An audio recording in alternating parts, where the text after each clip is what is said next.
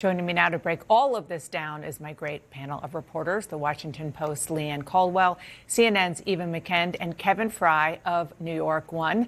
Nice to see you all. Let's just kind of set the table here with how much is being spent and specifically where the money is being spent when it comes to the issues, because that's a good roadmap of where the parties and the campaigns think this is going to be decided. On the Democratic side, I'm actually surprised to see that abortion, the ads run $4.5 million on abortion and $4.4 million on immigration, and then law enforcement, Social Security, and veterans, because everybody's talking about the border, and that clearly is where Republicans are putting their money. $8 million on immigration, then law enforcement, taxation, crime, and the economy. You cover New York for New York One. You've been covering this race in particular. What are you seeing? Well, I mean, look, when it comes to those ads, one of the things that's interesting is that obviously they're hitting on abortion. That hasn't necessarily resonated so much in New York as you saw in 2022, in part because of the codification of abortion rights in law in New York. And you've also seen movement on Long Island into the red column in recent cycles as well. So Suozzi is kind of hitting up against that.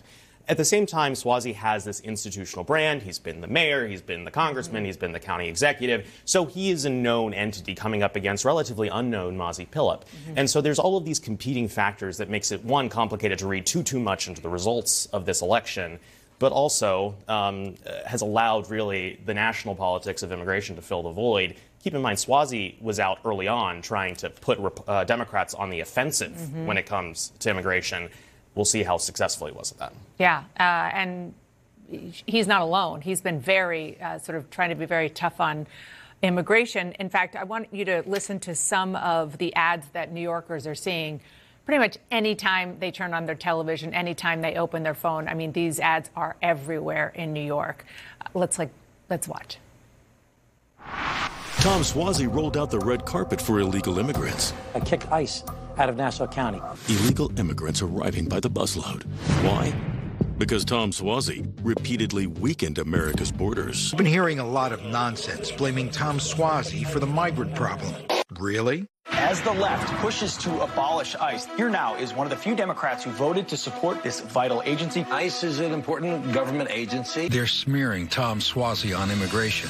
But it's Suozzi who worked with Republican Peter King to get tough on illegal immigration.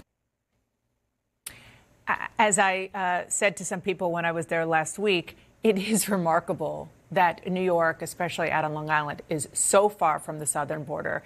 And yet the Republican strategy to make this an everyone problem, even and especially in blue states, it's very much working, and it's playing out in this race. It's absolutely working. And this is really also going to be the first race. It's probably happened a little bit too late, but since this border deal in the Senate collapsed, Democrats are really trying to turn the script on Republicans and saying, look, we had a solution and the Republicans walked away from it. Tom Suozzi has been invoking some of that in his campaigning as well.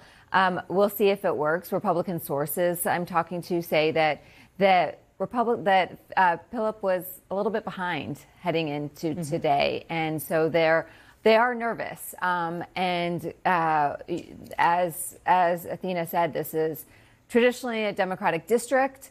They've had a tough 2 years with George Santos, but immigration has really permeated in the state, especially with what's happening in New York City and the migrants being bused there. Let's look at some of the data. You mentioned that that Mazi Pilip is a bit behind. Let's look at some of the data from the early vote. And this is 80,466 votes cast early, 46% by Democrats, 32% by Republicans, and 22% by other. Now, historically, the Democrats do better at getting their voters out, not just in New York, but pretty much everywhere. The Republicans were trying harder this time. They didn't do as well in the early vote. They rely much more historically on the day of. Yeah, both parties, though, were pushing it. Yes. And so that is, I think, a good thing, a healthy thing for Republicans to engage in this way, because they're only losing votes on the table if they're not participating in the early process. I'm curious to see if this Democratic strategy of sort of relying on Old Faithful works in this race. They have a penchant for pushing candidates who sometimes aren't all that exciting, are sort of safe bets, and I think that's what Swazi represents. So I'm wondering, does that work? Does that strategy work in a race like this one? And then also on the messaging on immigration, will Democrats, if they lose this contest, have to go back to the drawing board? Is this strategy of sort of trying to at times out-demonize immigrants going to really work for them? Maybe not. Go ahead. I was going to say on the notion of Old Faithful, it's also worth noting that in New York, where you have all these competitive districts that Democrats really need to win if Hakeem Jeffries wants to be Speaker of the House, you are seeing a lot of the leading contenders on the Democratic side of the aisle are repeats of what we saw in 2022. Yeah, and talking about Old Faithful, I'm just going to bring in a bit of color on that. One of the constituents, the voters in that district, sent me this postcard that they got from a volunteer, handwritten postcard from a Swazi volunteer.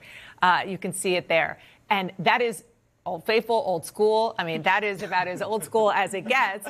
And the Swazi campaign, they have volunteers, apparently thousands of volunteers, handwriting notes saying, please come and vote.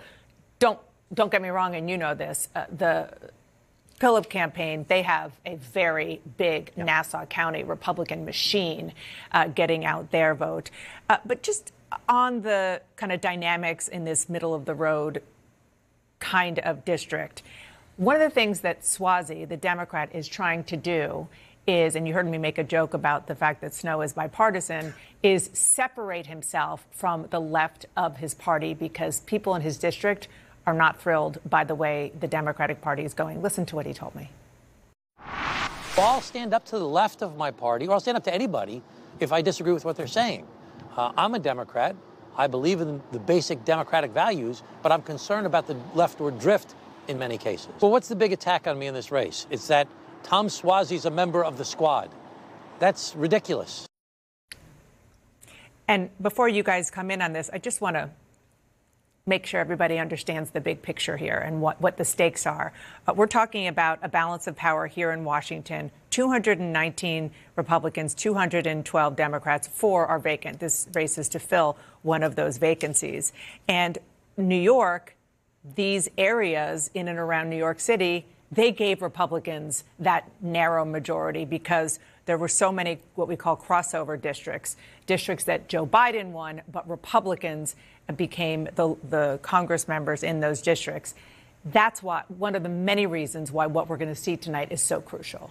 Yeah, absolutely. I mean, yes, looking ahead to just 6-7 months from now in November, New York could give Republicans or Democrats the path to the majority. There's more than a half a dozen seats that are toss-up seats there.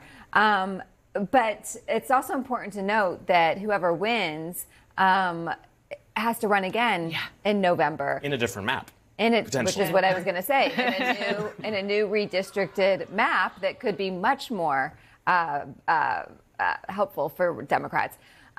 What's interesting about Tom Swazi is that he is someone who is trying to undercut Republican attacks on him, not only on immigration, but on Israel as well. We'll see if it works. Yeah, and she's very, very unknown. She is. And, you know, the members of that district took a chance the last time. I don't know if they have an appetite to take a chance again on an unknown. We'll see. That's why we do what we do.